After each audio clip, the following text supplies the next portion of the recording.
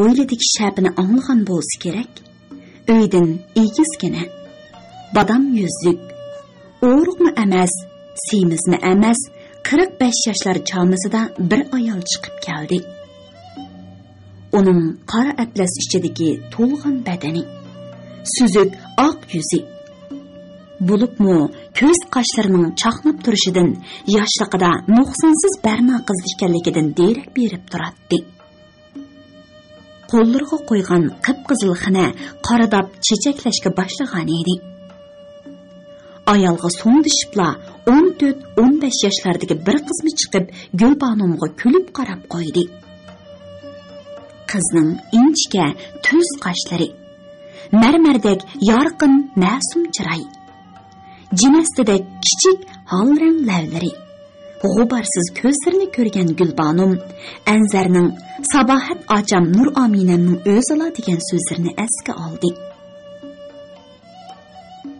Gulbanum Anzar peshayvonda surilib qarab turgan ayolga qaradi. Mening onam muattaxam bo'ladi. Assalomu alaykum cho'ng oppa. Gulbanum egilib ta'zim qildi. Va alaykum assalom. Muattarxonning chiroyi sal echildi. Tijliqma, tijaman turdingizmi? Ishingiz tijliqdi. Ana, bu yoq. Anzar Gulbanumga qarab qo'ydi. Men ishini qilayotgan xo'jayinning qizi bo'ladi. Ismi Gulbanum. Ular tamoq yo'z yasatmoqchi ekan. Ujmi taxtiga kelgan. Obdan bo'pti. Balam, qani mehmonni boshlamamsan. Ayol sahibxonning surliq qarishidan qo'rqqan Gulbanum rahmat demoqchi bo'ldi-yu, Anzarning sharat qilishidan qo'rqibgina o'tiridagi mehmonxonaga qadam oldi. Mehmonxona kuni odat bo'yicha gilam bilan bezalgan bo'lib, cho'riga o'tib tovar, dab-sinji ko'rpalar selingan edi. Gulbanum tamdek cho'ngaytilgan rasm ramkasidagi shalong chochlari chorlashgan, ko'z ham quvusiri o'ltirishgan salobatlik odamning suratiga ko'z tashladi-da, Anzarga o'g'irliqcha qarab oldi. Bu asnoda Sabohat kichik shirani yumiltib akkilib, pokiz gullik dasturxonni soldi. Ondan tatliq turumlarni tizib, patnusga choy akkirdi. U nozik qo'llari bilan Gulbanumning chinisiga bir gollik navat selib qo'ydi. "Nazarlarga beqma, acha", dedi Sabohat qo'l qo'shtirgan holda. "Bek chiroyli ekansiz. Akamning necha kunning yog'i echilib yeyilib yurishining sababini endi bildim." Gulbanum bilan Anzar tangli kulyapti. "Mushtak turib buning yomonligini." Anzar bosh chayqadi. "Voy jinim, 15 yoshga kirgan tursam, unchalik ishlarni sezolmamdim. Gulbanum acha, sizning tegingiz nalik?" "G'uljilik." Sabohat Anzarga yoltida qarab qo'yib sirtga chiqib ketdi. Ham ancha hayol bo'lmayli qaytib kirdi. Ammo shundan keyin eg'iz ochmadi.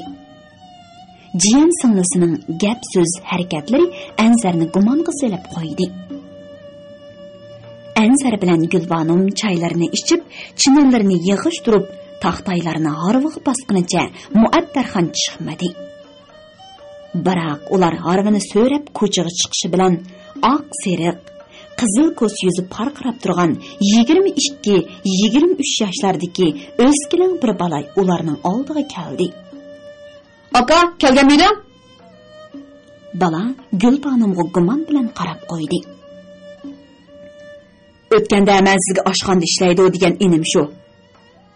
Anzar Gulbanumga qarab qo'ydi. "Ismi Abdusamad." "Yaxshimisiz?" Gulbanum kulib bosh egdi. "Yaxshimisiz?" "Ha, hozirab ketibsan-ku." Anzar Abdusamadning tarlab ketgan peshonalariga qarab qo'ydi. "Uyda bir narsam unutilib qopti ekan." Gulbanum Abdusamadning ko'zlari, badam yuzi opsinikiga o'xshaydiganligini his qildi. u ochiq darvozadan hovli ko'z tashlashi, Muattarxon dalon uydan chiqqancha Gulbanimga olaygandek qilib qarab qo'yib g'ibbiga kirib ketdi. Uning sizmi onasini mehmonning hurmatini qilmay, mehmonxonaga qadam olmaganligi, hatto xo'sh deb uzitib qo'ymaganligidan yerga kirib ketgudek bo'lgan Anzar bu holdan texmi numus o'tida puchalandi. Ular tar ko'chadan chiqib, cho'ng yo'lga qayriladigan do'qmushga kelganda, Gulbanim orqasiga qaragan edi. Darvoza oldida ularga qarab turgan Muattarxon qayrilibla o'yliga o'zini otdi. Bu sirliq muomaladan ko'ngli sungan Gulbanimning yuragi ansiz dupildab ketdi. Gulbanimning ansirgini o'rinliq edi. Muattarxon dalon uyga kirdi-da, supida o'ltirib, kimnidir ochiq tilladi. Baya o Gulbanimni ko'ribla, g'o'lji taranchilarining pushti deb his qildi bo'lg'ay, ochiqchiray oshmadi. Shunga Sabohatga "Teginalik, gapga solib boqing qizim" deb buyurgan edi. Yeshig'i yetib qolgan bu qizmi chandurmay gap elib, momisiga yetkizdi. Shundala Muattarxon mehmonning oldig'imi chiqmadi. Uzutibmi qo'ymadi. Agar o'g'li Anzar yolg'iz bo'lganda edi, kelishtirib qochtig'i selishdan yanmaydi. "Sabohat!" varqirdi Muattarxon. "Qanasan?" Mehmonxonadagi jo'za chiniqochlarni yig'ishtirayotgan Sabohat momisining chus mijozini bilgashgimi, "Mana men!" deb yugurib kirdi. "Heliq paqchoq, tegim g'o'ljilik dedim-a? Shundoq ana." Sabohat kichkidan momisini ona deb cho'ng bo'lgan edi. "Ulardan gap elib baqdingmi? Rastoli chiqishib qolgandek turamda. Men o qizga bek chiroyli ekansiz, akamning echilib, yeyilib, yoyrab yurishining sababini amdi bildim desam, ikkisi kulib ketdi. Akam bir nima demadimi? O mushtak turib buni yomonligini degandek qildi." "Ha, bildim. Hammasi aniq bo'ldi. Anzar. Ana, biroq o qiz shundoq muloyim ochiq yo'q o'pdan qizgan. Yo'qolgan jo'q. Muloyim ochiq yo'riqli qurib ketsin." Qiz olman-talman chiqib ketdi. Lekin Muattarxon g'oyibonasiga varqirg'ila turdi. "O'z zamonasida sening dadang bilan g'o'jilik taranchim shundoq muloyim, ochiq yo'riq, tili tatliq, muomalasi illiq. Oyig'ida qurt o'lmaydigan shirin suxan kazzab edi. O aşı yelinlari bilan qizim Nur Aminam ham buvaning beshini yegan." Muattarxon g'azab ochiqida varqirgan siri ko'ni jarohat eg'izlari echilib, ko'ngilsiz asmilar uni texmi asabiylashtirib atgan edi. Qizi Nur Aminamning bir ko'zidan qon, bir ko'zidan nadomat zardoblari oqqan shu kunlar Mahat apandining yerli qorong'u turmit tortgan azoblari. Tayoq, tasma, arg'amchisim dastidan qon uyib ketgan teni. Qaradab ketgan jasad. Mana bularning hammasi Tosh yurak Tosh Mammatning shon shuhrat, amal uchun keltirgan xo'rliq nadomatlar edi. Odamning aqli lol bo'ladi. U nemancha tez o'zgarib ketgan-a? Men Nur Aminam bilan umrlik jupta haloldan bo'lish qasam ichaman. Ko'zidan bir tomchi yosh oqqizsam, ish bo'lay, tuzkur bo'lib ketay. Beshimga do'zax o't yoqsimi, baloyi ofatlar gejgamdan bossimi, mangu vafo rishtini uzmayman. Uni asrayman, qo'g'dayman, abadil abad yumoti bo'laman. Mana bu Mahat apandi bilan Muattarxon to'yga qo'shilmagandan keyin Tosh Mammatning pardishapni qayirib qo'yib, uyga o'sib kirgancha tizlanib o'ltirib aytgan so'zlari ahdi vafolari edi. Tosh Mammat ana shundoq shirin tili, yili bilan yo'g'rilgan yuragidan chiqqan va'dalarni ko'rmay qatam qilib, sabda oq ko'ngil Nur Aminamni iskanchisiga elib olgan edi. Bir kuni Muattarxon qizi bilan ayrim suhbatlashib, onalik nasihatini qildi. "Qizim, siz amdila 16 yoshni tugatdingiz. U bola bo'lsa g'uljilik, harbiy ishgan. Bu kunlarga kelganda harbiy sapdan chekinib yurtiga qaytadi. O chaqda siz musofirchilik tartib qolasiz. Uning ustiga biz sizga qandoq chidaymiz? Bo'libmi? Dadingiz sizga belashchil amroq. Toshmamat pichirildi Nur Aminam. Yurtiga ketmaydiganligini aytdi. Uning g'o'jida tartishqidek ota-onasi, qarindoshlari yo'q ekan. Siz ishondingizmi? U hargiz yolg'on aytmaydi. Uningga o'zimdimi bakrak ishonaman. Aradan 2 yil o'tganda Nur Aminamning bu pok ishonchisiga Toshmamatning sotda bergan javobi: "Men kelgus istiqbolim, shon shuhratim uchun aksil inqilobchi oiladan chak-chegirini ajirtaman. Chunki general bo'lishni o'ylamaydigan askar u yaxshi askar emas. Toshmamat, bergan qasamlaringizni, ahd-vafolaringizni unutdingizmi? Undaq bag'rtashlik qilmang. Bir yoshli qizimizni o'ylang." Yomg'irdak yosh to'kdi Nur Aminam. Til deganning so'nki yo'q. Odam bolasining mezoni biror manfaatga erishmoqchi bo'lganda til deganni eg'iz ichida qanchalik o'ynasa bo'laveradi. Bechara notavan qizning oq ko'ngli, sop qalbi, g'uborsiz ishonchisi oxir berib shamu saharlarda, pinhon tunlarda to'kkan ko'z yoshlariga, yosh hayotiga zamin bo'ldi. Muattarxon bularni qandoq unutiy olasin? Balaning tirnoqi kesilsa, onaning yuragi tilinmamdi. Shundoq bu mehribon onaning yuragi suyimli kishlarining qabristonligiga aylandi. Nahat apandi, qizi Nur Aminam uning qalb qabristonligiga ko'mildi. Eng dahshatligi umrlik vafodori Nahat apandi rasa qiynoqqa elinayotgan chog'lari bo'ldi. Savr toqati chekiga yetgan Muattarxon bir kuni harbiy tashviqot atirdining boshlig'i Toshmamatning ishxonasiga besib kirdi. U qapqi yomon qorovullar, esiqliq turgan qurollarning suridan qo'rqib qolmadi. "Siz Nahat apandini nima gunohi bilan shuncha qiynab qoldingiz?" Muattarxonning ko'zlaridan ushqunlar chashiradi.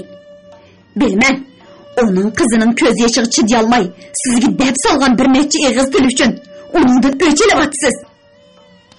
Biz g'o'ljiliklar kan qo'rsoq, bilimlik, madaniyatli xalq, adovat deganni bilmaymiz. To'g'ri.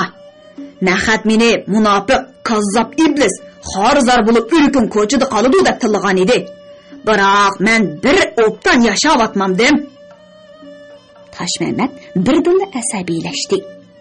"Men sana deb qo'yay, kimning xorizor bo'lib o'lishini inqilob belgilaydi?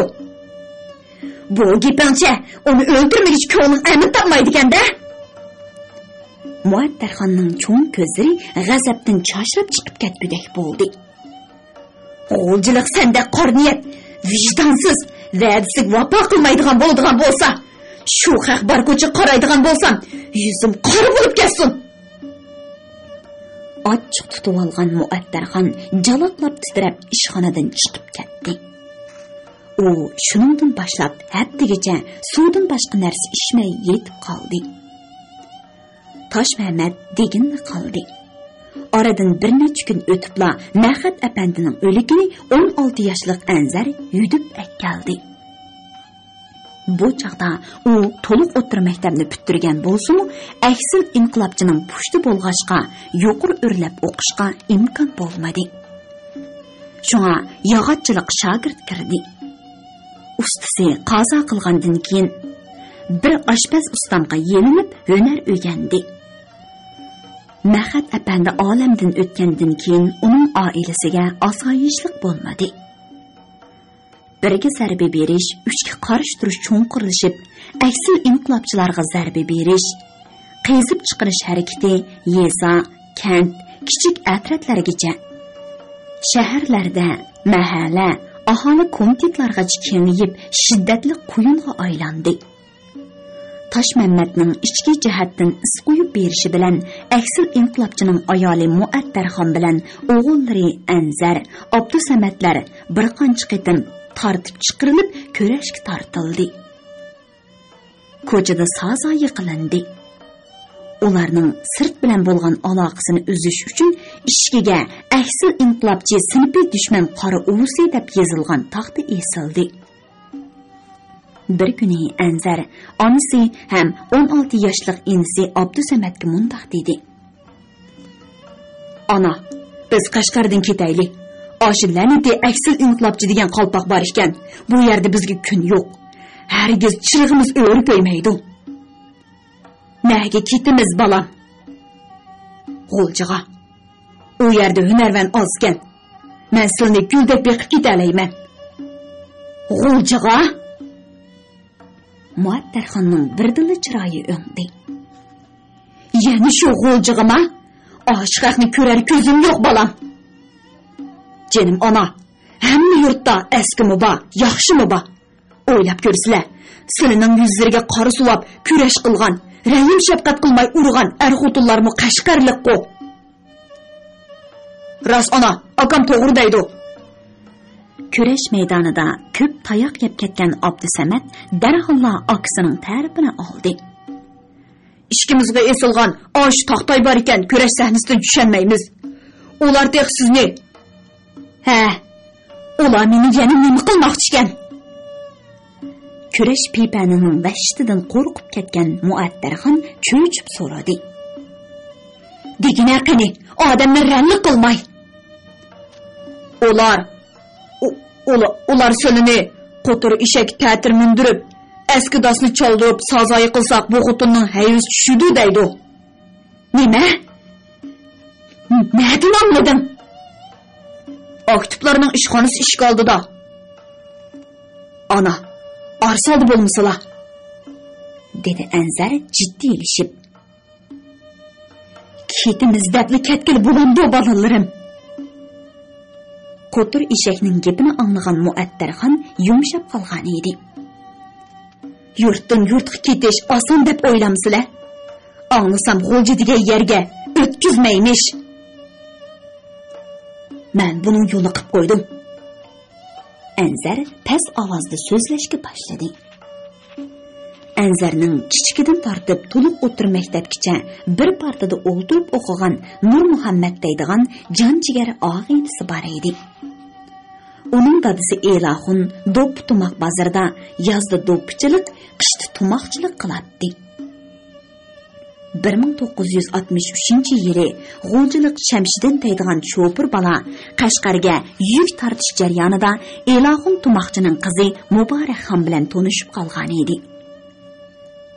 Kunlarini g'o'rgul o'tkazayotgan Elahun tumoqchi nikoh g'oyib degan aqida bo'yicha chiroyli to'y qilib, qizini G'o'ljiga yo'lga selib qo'ydi. Shuningdan beri Shamshidin har qitim kelganida Muborakni akilib, nurg'un sovg'a salomlar bilan qaynota-qaynotasini yo'qlab turadi. To'g'ri qildim Xudoyim. Mundaqmi G'o'ljiliklar bor ekan-a? Muattarxon yoqasini tutdi. Shu Tosh Mamat degan shovchi nerdan to'rilib qolgan bo'lg'iydi? Undaq o'yla, dedi Abdusamad. Hamma yerdan tepildi ona. O'lishgan og'inam Nur Muhammad bilan ko'rishgili uyiga borgan edim. Anzar so'zini davomlashtirdi. Shamshidin Qashqarga oq o'g'it yetgan sababidan yolg'iz kelib qopdi. O ailemizning beshiga kelgan kulfatni anglab, sizlar siyosat oydinlashqicha bir necha yil Qashqardan ayrilib bir yerga ketmasanglar, bu inqilob sizlarga kun ko'rsatmaydi deb aytdi. Shunga Ilohimkon bilan Nur Muhammad uningga G'o'ljiga akitishni aytgan edi. U chatoq yo'q, qaynonamga qizini ko'rsatgili akityapman. Bular bo'lsa ayolimning inindiri deyman. Uning ustiga tekshirish o'rinda meni og'aynilarim bor deydi. Ona, shundoq qilayli, dedi Abdusamad. Bu yerda dakki-dukki o'limni kutib yotmayli. Shamshidin komning aytishicha, G'o'ljidagi qoridon, Tupudanglarda Qashqarliklar o'ltiraqlashgan mahallar intoyin ko'p ekan, dedi Anzar ishonch bilan. O sho'por qachon mangad ekan? Muattarxon qoyil bo'lib qolgan edi. Qashqardan Urumchiga yetkazadigan yuk bor ekan. Shu hal bo'lgan aman mangadigan o'xshaydi. Anzar ishini xeyli puxta qilgandek qiladi. Balkim 2-3 kun ketar. Bo'pti balam. Kimdi qani to'kilgan ona tuproqqa ko'zi qiymagan Muattarxon yig'ladi. Qari kunlari uchun yig'ib qo'ygan ozroq pulimmi bor. Oltin ziynatlarimni satsam, u yerda o'ymakonlik bo'lib qolamiz. Hammiya Xudoning yeri balam. Yurak zedisi bo'lib ketgan Muattarxon ona qari kunlarni eslab yosh to'kib o'tirgan mush paytda Anzar bilan Gulbanum Baytulloh oldidagi bir oshpozolda Petermanti yeb o'tiradi. Ular ujumi taxti besilgan tashqi harvini ko'ringidek yerga qo'yib qo'ygan edi. Anzar, men to'yib qoldim. 5 shurpuliq ekan, dedi Gulbanum taxsin neri ittirib. Ozli qopdi-ku, g'ayrat qiling. Anzar qizning maylishib ketgan qo'llariga qaradi. Bu oshpozolning mantisining danqiba, men patpatla onamga olg'ish ketaman. Ular so'zlashib turishiga oshxonaga bir jo'ldir kepan devoni kirib keldi. Uning o'ngib rangini yo'qotgan maysirang chapinning qo'ltiq yanglari yirtilgan bo'lib, isishib qaradigan mozlari sangilishib turadi. Chapinning ikkili peshida mavzudonning har xil iznaklari, qalay tugma, quti eg'izlari, sulyon gullari sholdirlab esilib turadi. Chigilishib ketgan qizg'ush, bujg'ur soqollari kir bo'yinlarini qo'tirib bosgan enak yuzlarini besib olgan bo'lib, sarson ko'zlaridan uning savdoyi ishkanligini bilib olmoq tas emas edi. U tamoq jo'zillar o'tirsidagi yo'lda qaytib turdi. Ondan o'ng qo'lini sharttida ko'tardi. "Oldiq burib! Olqirab ataga! Urro!" Sarang jo'zilarni qo'yindek aylanib, yana o'rniga kelib turdi. "General bo'lishni o'ylamaydigan askar, yaxshi askar emas. Chiqib ket xumsi, bu sening urush maydoning emas." Varqiradi osh to'shib, jo'l surtib yurgan bala dasmal bilan uning gajgisiga urib, "Madaniyat inqilobidagi urush opam bilan dadamning beshini yegan. Bu shumliqni tilaydigan nijiz." Savdoyi sarang yuz bo'yinlarga shapildab tegayotgan dasmalga parvo qilmay yana qaytib turadi. "Qani urushda orden medallar bilan shon-shuhrat qozongan generalga Sadiq Peter ota qilinlo."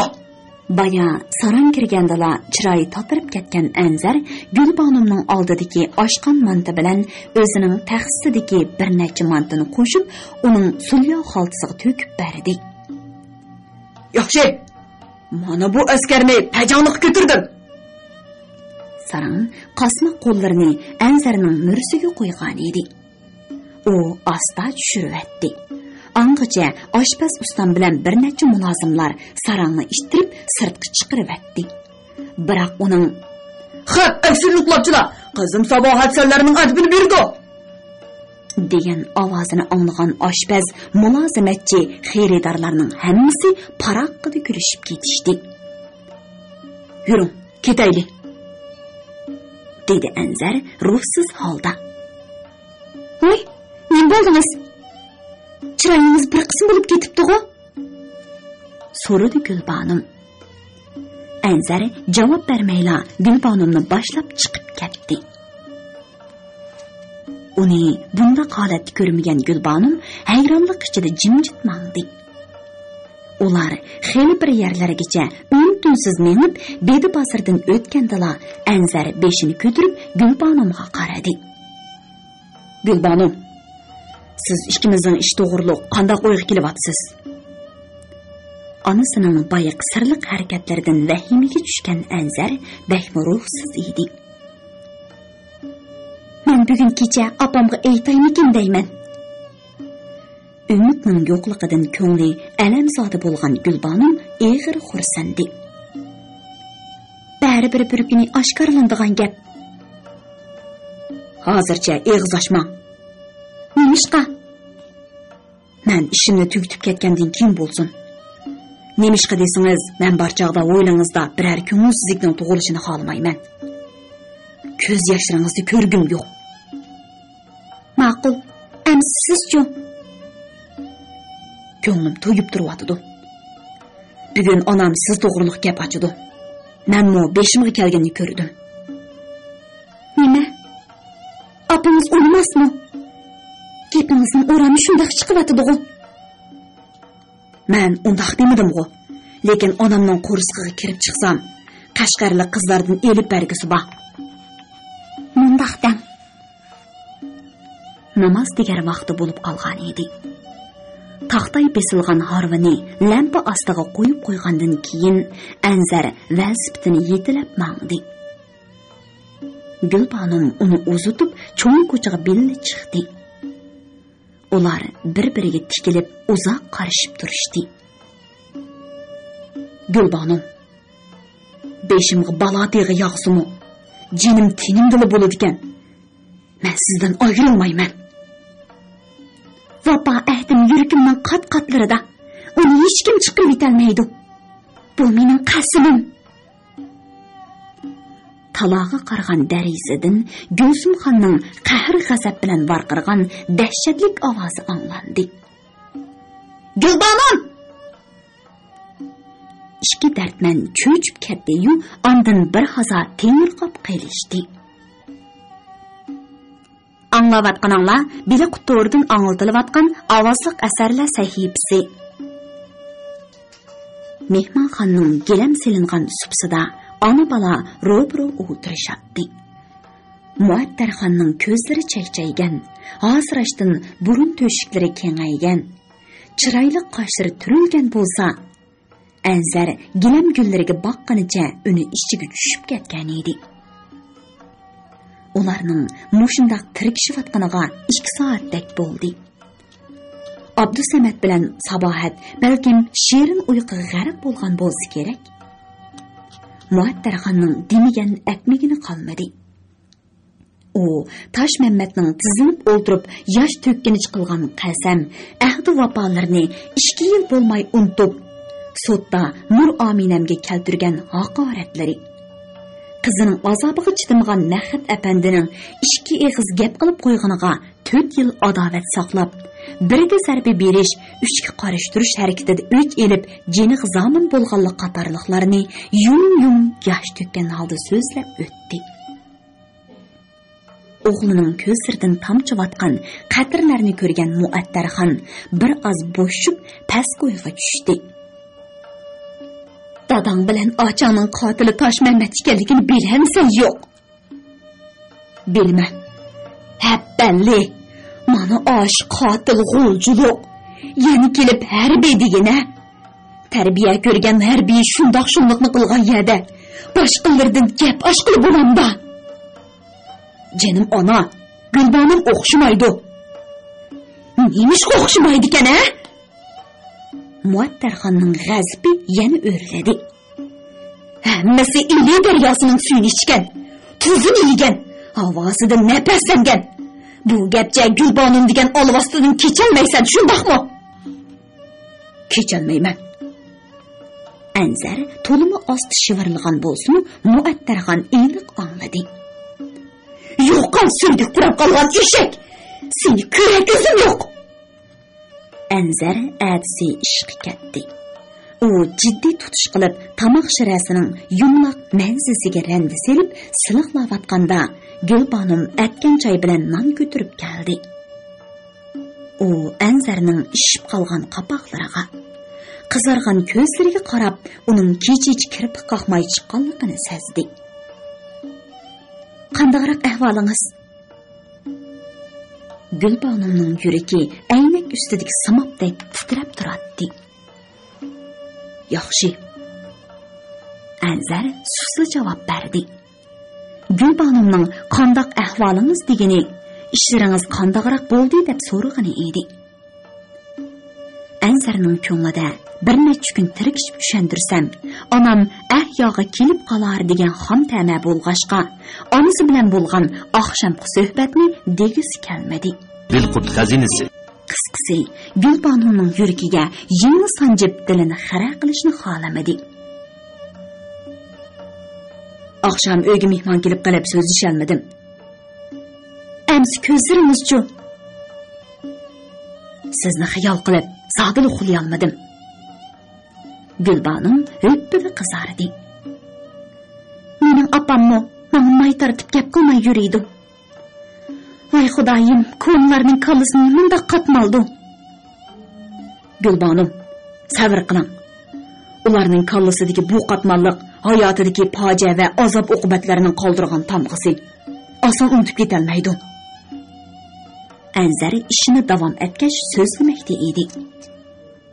O'ylab ko'ring. Sizning opangizmi, mening onammi o'xshashla 34-35 yoshda tul qolgan. Ayol kishi degan biror erning peshini tutib, uning xizmatini qilganida ularning yuragi butun, ko'ngli to'q bo'ladi degan gapni anglaganman. Şoňa konular tulxutun o'ti o'chgan o'choq deb bekor aytmagan. Shu sababdan bo'lsa kerak, o'zlarini ana shundoq baxtdan mahrum qilganlarni menga unuta olmaydi ham kechira olmaydi. Anzari shu kun kechida onasi bilan suhbatlashib, yanala ko'ngli tinqidek javob elish emas, balki umidlari ko'pikka aylandi. U atdiganda ishga ketib, tamoq shirasini bitirdi-da qaytmoqchi bo'ldi. Gulbanim Ömer haqi tanlagan edi. U "Yeningizga sep qo'ying, lozim bo'lganda ishiltamiz" debla velosipedni yetilab cho'ng yo'lga chiqdi. Anzar, endi biz qachon ko'rishamiz? dedi qiz umidsiz holda. Meni izlab kelsangiz, yo'lning chetidagi bo'tkaning orqasida saqlang. Lekin velosipedingizni bo'tkaning oldiga qo'ying. Men onada sizning kelganingizni bilalayman. Bo'ladi. Eng yaxshisi men mashinxonaga boray. Bek yaxshi bo'ldi. Anzar velosipedni minib yurib ketdi. Gulbanim bo'lsa birdilla o'pkisi o'rilib, unsiz yig'lavatdi.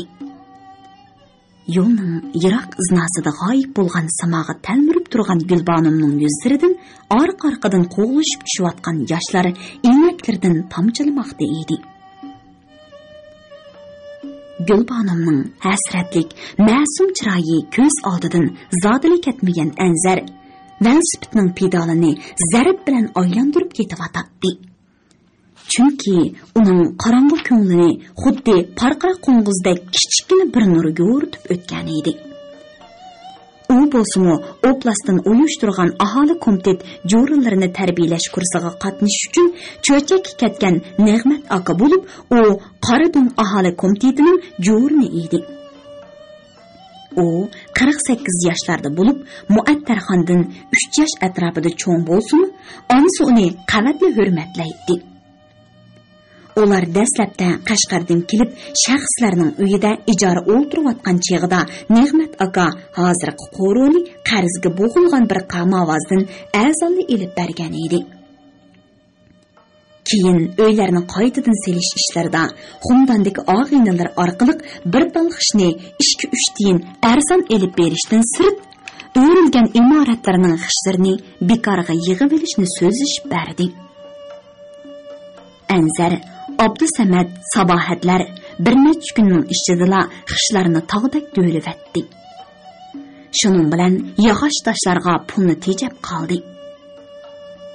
Hatto mahalladagi bolalarni yig'ib, bu qitim emgak idorasidan son kelsa, sizlarni ishga tunishtiraman deb va'da berish orqali uyining tomchilik, suvoqchilik ishlariga yordamlashtirdi. Muattarxon ularga faqat tushlik tomqini o'bdan qilib berib, kechda g'ordiq eshitib uzatatdi. Nig'mat akani maqtamaydigan odam yo'q edi. U hammaga yetishlik bo'lib, qish quruq, yomg'ir yeshillik kunlarda aholi komitetidagi er-ayol kadrlarni boshlab, qarig'uvchisi yo'q, ojiz, miyib, namrat oilalarni yo'qlaydi. Kam kusullarni qilib beradi.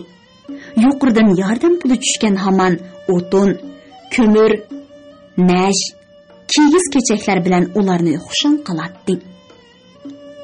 Biroq bunday yaxshi odamlarning ta'li ta'dir kelamdi nima? Bu tur ayoli qiltamoq kesili bilan qazo qildi.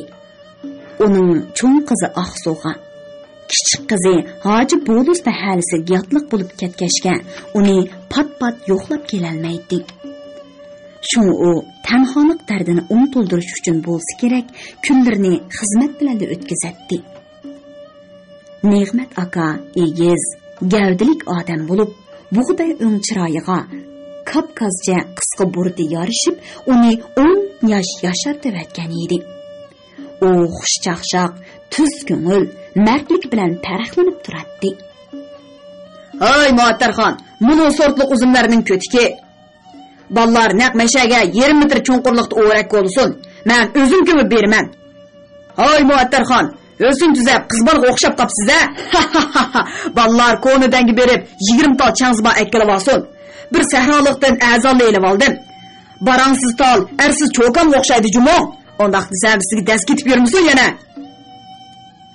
Mushkullarda Ne'mat akam bo'lsa koshki. O'yladi Anzar uy oldiga kelganda. Onam uning gapini yerolmaydi. Ko'nglida kichkina umid chirig'i yenib turgan Anzar kashlik tomoqdan keyin o'zriga deydigan gapim bor edi, deb onasini mehmonxonaga boshlab keladi. Anzar gapini na'dan boshlashni, nima deyishni ko'ngliga pukib oldi. U har qanday yurtda yaxshi yomonning bo'ladiganligi haqida so'zini yiroqlardan aylantirib, o'zlarini pul xajlatmay Qashqardan yo'tkab kelgan Shamshidinning odamgarchiligini maqtadi. Ondan o'z mahallasidagi g'o'ljilik qo'shnilar bilan yaxshi o'tayotganligini so'zlab kelib, Ne'mat Jo'rinning ismini chiqarish bilan Muattarxonning yuzi Qashqar onardek qizirib ketdi. Jinim ona, o'zdirmo agar Ne'mat bo'lmasa, bunchalik ro'zg'orga, xotirjamchilik kunlarga erishimiz ta'sidi deytilg'u. Bo'libmi, nopus, ochliq rasmiyatlarimizni hal qilishga och odam qanchalik jafo tortmadi. Ne'mat deganning asli tegi yakanlik ekan. Ne'matning gapi chiqishi bilan tang gap tutilib qolgan Muattarxon qasdan ta'tirlik qildi. Ona, u degan g'o'ljilik taranchi avlodi tursa. Nima? Sen uning bo'shkini ta'virtib berganda gap qilsan-ku. O'tgan yozda o'yinimizga bir tip gilos ko'ch tikib berganda, sizlar taranchi desa oydin tushgan odammikin desam, noyat shu bug'doychi degan gap ekan-ku deydilar. U to'g'ridaysiz, taranchi degan 3 xil bo'ladi.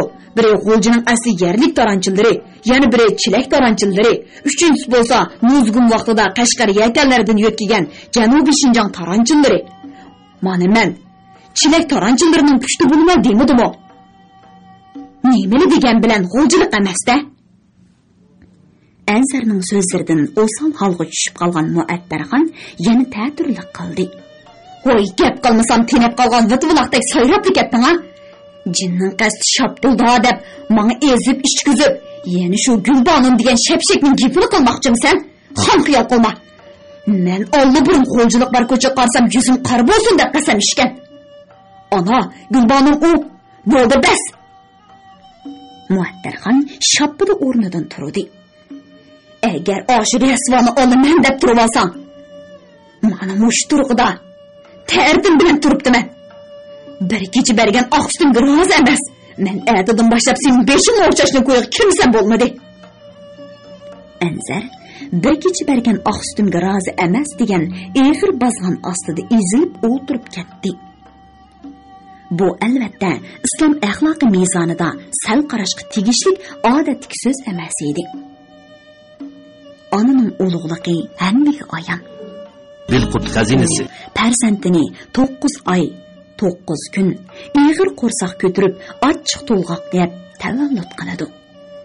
Shunga donolar onaning so'g'uq bo'shikni quchoqlab, bir kecha bergan oq sut uchun farzand uni apash qilib Makkaga 7 qatim oparmoq kerak deb biz avlodlarga beshorat bergan.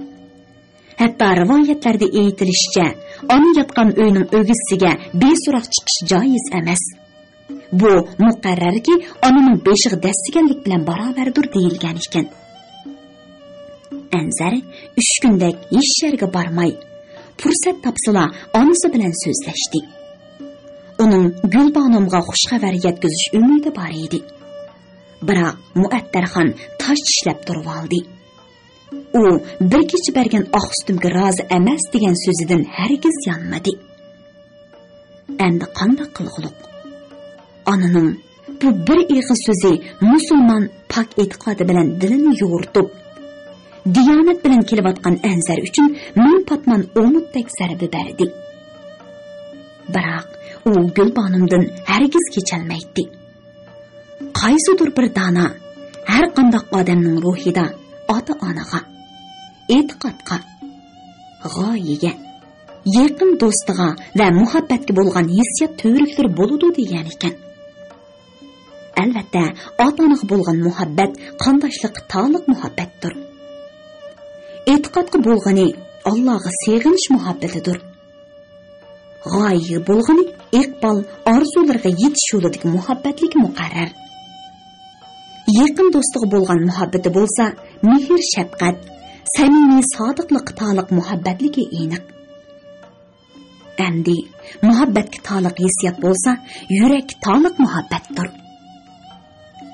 Shuningga samimiylik bilan iqrodurimizki, yurak go'zal orzu armonlar, shirin his tuyg'ular, yuksak sevgi sharbatlari, ulug' e'tiqod mezonlari, ruhiy muhabbat azoblar boyliq saqlangan tan qasrdagi xazinadir. Biror kimga ishq savdoyi tushgan ekan, bu Allohning iltifotidir. Undaq ekan Anzar yana nima uchun ko'ngliga nur ato qilgan sevgisidan kechidigan? Yo'q. Bu haqda u qanchalik til ahonat, deshvarchiliklarga yo'liqsin, hammaga bardoshlik bera oladi. Anzarning dimiqi zing'ida etishib, muloyim ko'zlariga yosh yugurdi. Tunji qitim o'z yuragida o'stirilgan muhabbat baxini birovlar yo'lib o'tish oldida turganda, nima uchun tandan bir necha tomchi muhabbat shirinisi chiqmasin? Anzar kechicha tuzukroq uxlay olmaganlik uchun bakma xomush o'rnidan turdi. Ondan nashtimi qilmay so'lg'in holda velosipedini yetirib chiqib ketdi. Xanzu bozordan o'tib to'g'ri ko'rikka keldi. U yerdan udullab Stalin ko'chasining ikki qosniqi suvadan teraklik yo'ldan udullab Tatar maktabi qishidagi mashinxona oldida velosipeddan tushdi. Cho'ng pardalik derazadan Anzarni ko'rgan Gulbonim bir oz hayol bo'lgandan keyin havorang helili yoqliqini ortib chiqdi. "Yaxshimisiz Anzar? Bir necha kundan beri yo'qolib ketdingiz?" dedi Gulbonim yig'lamsirab. "Yo'lingizga qarab ko'zlarim teshilay" dedi. Ular Stalin ko'chasidagi kichik oshxonada tomoq yeb chiqishga tushma bo'lib qolgan edi. "Yuring, Vanqodir beg'i boraylik." Gulbonim velosipedning orqasiga qo'nishi Anzar pedalni tepdi. Bog' bu yerdan ko'rinib turardi. Shunga birdamdila yetib keldi. Ular akatsiya o'rmonlik ichiga o'rnatilgan yeshil shoda o'rindiqlarining biriga kelib o'ltirishdi. Gulbonim yigitning xush xabarini anglashga shuncha taqazzo edi. Biroq Anzarning hasrat zarralari ushqundab turgan ko'zlaridan umidsizlik chiqib turardi. U nalargadir tikilib uzoqcha eg'iz ochmadi. Taqti taq bo'lgan Gulbonim tuyuqsizla olqonlarda yuzini to'sib yig'lavatdi. "Turqingizdan ahvolni tushundim", dedi Gulbonim yeshini surtib. "Shundaqdimi? Nima bo'lganligini bilsangiz-chi, yuragimni siqmay." "Onam." Anzar gapining oxirini deyolmay bir chaqdala beshini ko'tardi. "G'o'lchilikkan deb zoda rozilik bermay turdi. Ah xudoyim, biri qashqarlik deb yaklasa, yana bir g'o'lchilikni yomon ko'rsa, zoda nemish bu?" Gulbonimning talaffuzi qattiq edi. "Dinimiz, Makkamiz, qatlimiz bir musulmonlar. Tilimiz, odatimiz, ismimiz o'xshash uyg'urlar deyishmay, qachongacha shundoq chechilib o'tamiz?" "Rostaysiz Gulbonim." Anzarning ko'zlari g'azabdan qisilgan edi. "Dadam rahmatli so'zlab bergan munu rivoyat zodi esimdan chiqmaydi. Bir tog'da qora, oq, seriq 3 kala yashaydi ekan. Gerçi tağның o't çöpleri, suları mol bolsa-mu, ular bir-biridan qizg'inishib, zodil ap o'tmaydi ekan. Bir kuni tağdan qiyon kelib, seriq kalni eqitib ketibdi. Seriq kala, meni qutqizinglar, hammamiz o'xshash kalago degan ekan. Qora kala, sen degan seriq kala, men degan qora kala deb unimabdi. Oq kalaga yolvorgan ekan, u qora kalaga o'xshashli javob beribdi.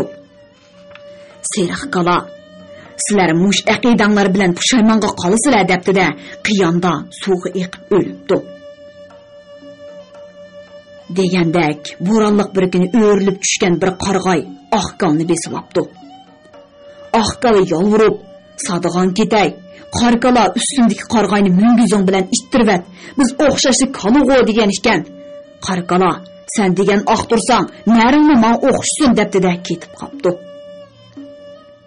O amdili bir taq qaptiliga kirgan ekan, nurg'unligan osh ko'z bo'rlar uningga etilib kepti. Qora kala, oq kala, seriq kala, qenisizlar meni qutqizinglar deb pechibdi. Ham seriq kala bilan oq kala to'g'ri debdi ekan, biz baribir bir kala ekanmiz deb qattiq pushaymon qilibdi. Bu rivoyat, dedi Gulbanim ig'ir xo'rsinib. Bizning hozirgi holatimizning aynan surati ekan. Tarixda oq tog'liq, qora tog'liq deyishib, qanchalik riyozatlarni chekmadik. Yanıla burnimizga suv kirmaydigan haqkanmiz. Anzar, tapiqni, onamiz g'uljilikni manjivana o'ch. Gulbanimning talaffuzi qattiqroq chiqdi. Mening zodil aqlim yetmaydi. Daryo bo'yida men sizdan bir ishni yoshirgan. Nima ishdi u? Dadam bilan ochamning o'limiga sababchi bo'lgan Toshmamat aslida g'uljilik ekan. Mundaqdan vafosiz do'yuz. U hozir g'uljida. Nima? Qashqarda bo'lsa kerak da'vatmandingiz. Esingizdami? O'tganda oshxonada tomoq yeyotganda bir saran kirdi-ku. Mana shu Toshmamat. Voy xudoyim. Dunyoda ajab ishlar bo'ladi-ku. Gulbanim yoqsini tutdi. Dadamizning qarg'ishiga ketibdi. Qarang, ko'chalarda xorizor bo'lib yurginni. Beliqut şirketida ovozga elinib, Beliqut to'g'rida anglatilayotgan Uyg'ur yozuvchisi Jaloliddin Bahramning Natavalla nomli romanini bugun mush yergacha anglatdik. Davomini atga anglatishimizda davomli anglatamiz.